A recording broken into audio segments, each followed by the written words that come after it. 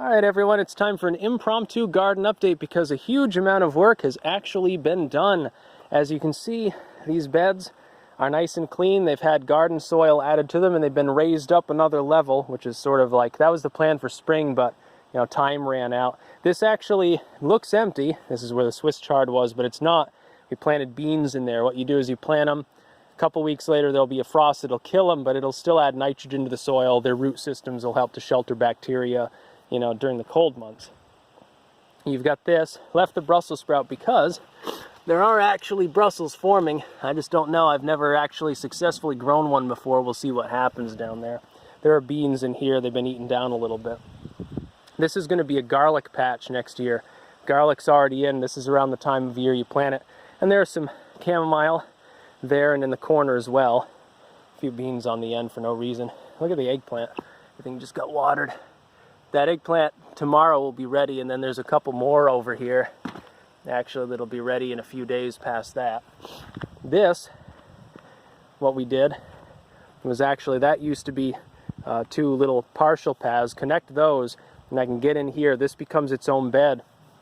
Next year, the plan is to turn this basically into an area of lettuce, spinach, and arugula. Make it into like a garden salad bed. That's enough room for that because, you have greens once in a while. It's pretty tasty. This, all the peppers are staying for now. I would do this bed as well, raise it up another level or do whatever, put more soil into it. But I think instead what I'm going to do is leave that for next year because I got to fill that in and do a bunch of work on this side anyway. I'm going to take some soil and dump it back here in this area, which is now its own bed as well, with the collards all the way up through. Because now with that connected, this is all accessible. I'll just shorten up the end, get it away from the tree a little bit. I'll push it about a foot this way so that I can get to the whole bed. That'll require destroying some of that horseradish, but not all. Clear out the collards. I'll do this like tomorrow, put the soil in, get the perennials out and put them over there, actually. And then this will actually be like a shady bed.